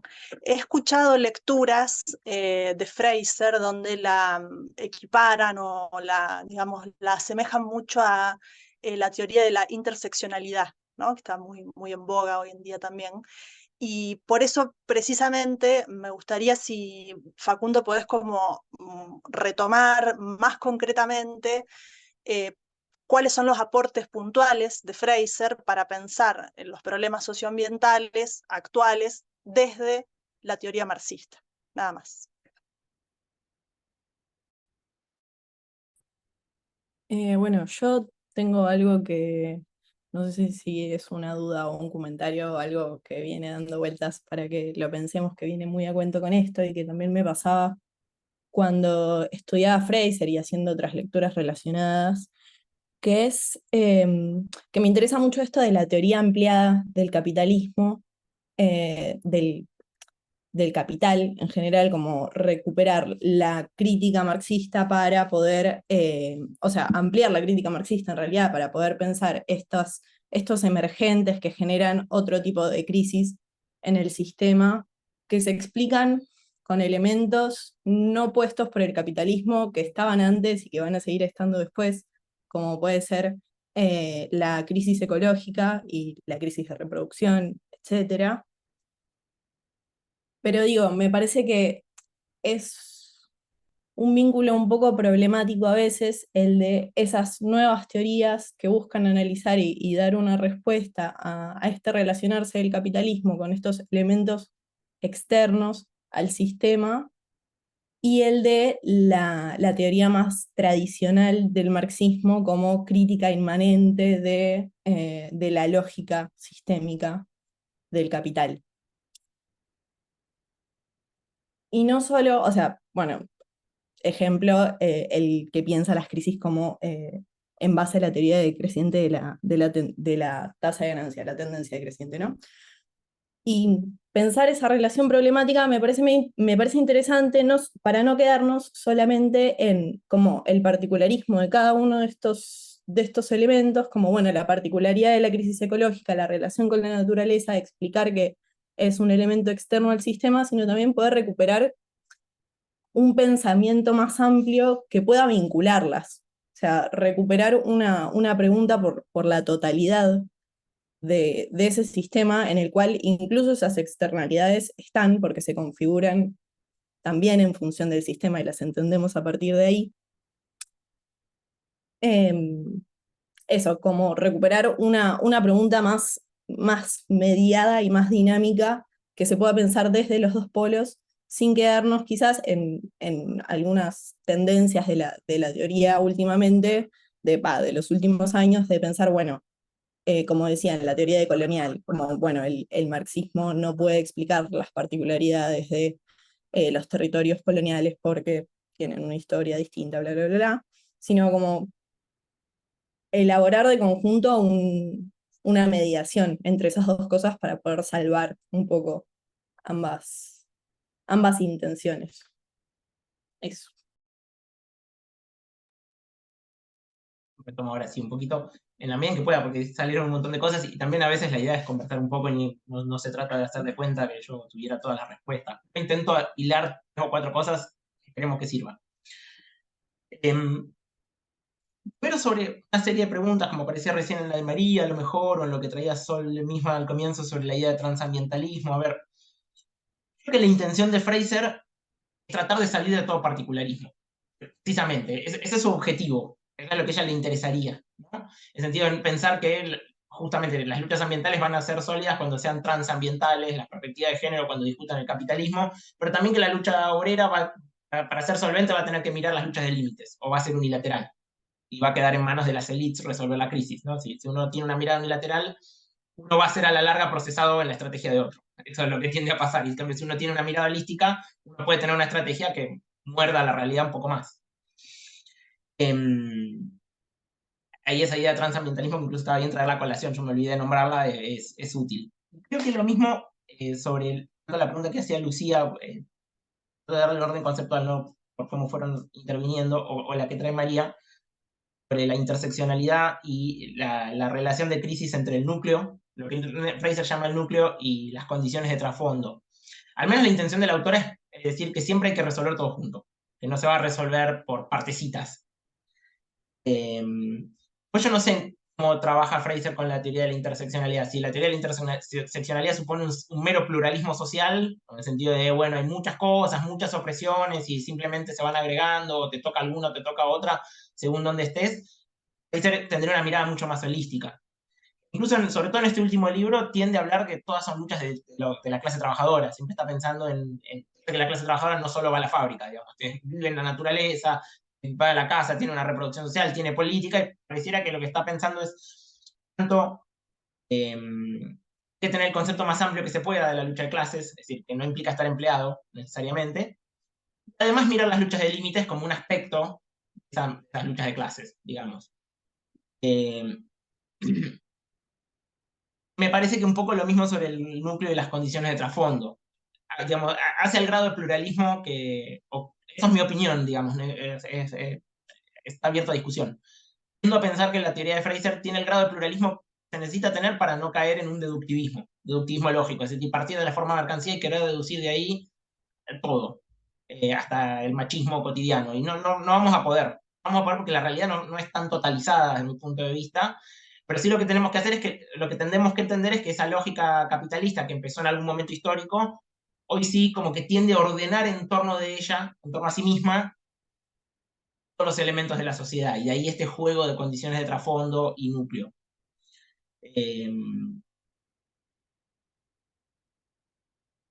Hay algunas puntualizaciones más, sobre todo por lo que decía María, que las podemos traer la semana que viene cuando discutamos ecomarxismo, porque me parece que se va a entender mejor ahí qué significa el núcleo, pero para no abrir una discusión demasiado larga, eso lo podemos dejar ahí. Y después algunas cuestiones, porque si queda oculto el capitalismo en sí, sigue siendo una morada oculta, y para un montón de personas es la naturaleza, simplemente. ¿Y esto qué quiere decir? A ver, metabolismo social efectivamente está secuestrado bajo la lógica del capital. Es lo que quiere decir que las sociedades viven de la participación en el mercado. Y eso al menos se olvida. Y simplemente aparece como, bueno, problema de gestión política, lo que tenemos, ¿no? A veces tenemos problemas de que, por ejemplo, esa lógica del mercado anda muy mal en un momento histórico dado, tiene dificultades funcionales, tiene dificultades para reproducirse. A veces también cuando eso pasa, las personas piden por favor que les hagas andar el mercado otra vez. ¿Por qué? Porque su reproducción vital, material, depende de eso, de la compra-venta de mercancías. Hay una gran pregunta estratégica ahí acerca de cómo se puede pensar una política desmercantilizadora, donde las personas tengamos acceso a reproducir nuestra vida y ser felices más o menos en algo que no sea simplemente participar de esa lógica de la valorización. Y es verdad que la misma acumulación tiende opera como una objetividad inconsciente. Es una compulsión ciega la del capital. Eso también hace que sea difícil de ver, ¿no? Porque es una compulsión que está colada en la vida material, en la producción, en la forma cotidiana de la producción. Sobre las preguntas que por ahí traían el otro Tomás y Jan, sobre el imperialismo, las periferias y la relación con el mercado mundial. Por un lado, en todos estos regímenes hubo una redefinición de la relación centro-periferia. Por ahí conté un poco la historia de los movimientos sociales en los 60, en el norte global, porque es más fácil, y además Nancy Fraser está mirando más eso por razones obvias de posición geográfica. Hay que decir dos cosas. Una es el auge de los estados de bienestar en el norte global en los 60 tuvo por condición un patio trasero imperialista muy grande, un patio trasero extractivista muy grande, y no en vano, mientras aparecían las luchas de los movimientos sociales en los 60 en Francia, en Alemania o en Estados Unidos, estudiantiles, etc., aparecían las luchas de liberación nacional en las periferias. Podemos decir, sobre todo con otros mecanismos y con otras matrices tecnológicas, en el neoliberalismo eso en algún sentido se profundizó. Sea el mecanismo de la deuda como mecanismo de socavamiento de la soberanía de los estados periféricos, hasta un avance de la frontera de extracción enorme, enorme. Ahí hubo, bueno, algunos cambios, sobre todo en el uso de las tierras, patrones de uso del suelo, que han habido un avance enorme además de la frontera de extracción. Y lo único que puedo decir ahora, digamos, hay muchas preguntas ahí más políticas que me exceden un montón. Lo que sí diera la impresión, por momentos, que hay algo de la estrategia de externalización de las crisis sistémicas, de las crisis endógenas, de las crisis económicas, digamos, se van a resolver con la apertura de una frontera de extracción que hoy se ve difícil. No digo imposible, porque odio las predicciones en lo social. Hoy se ve que enfrenta dificultades. Es decir, ¿cuál es la frontera de extracción que van a abrir ahora para relanzar la acumulación de capital? No está claro. Ahí Jason Moore, otro marxista ecológico que no vamos a ver en el seminario, un montón de diferencias con sus planteos de la ecología mundo y el capitaldoceno y demás, pero una idea tiene que a mí me sirve un montón. Él dice que es en quien se está basando Nancy Fraser acá, en parte. Jason Moore dice que en la historia del capitalismo, la naturaleza barata, esto es, haya trozos de la producción material de la vida que van a ser expropiados sin compensación. Por ejemplo, territorios en manos de pueblos originarios que pueda simplemente desalojar y apropiar, ese tipo de cosas, pero una condición de posibilidad del relanzamiento de la acumulación en todo gran periodo.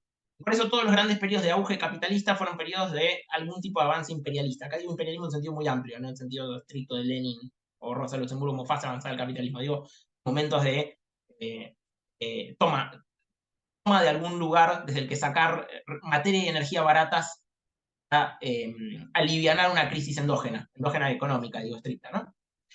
¿Dónde estaría hoy la naturaleza barata? Es muy difícil.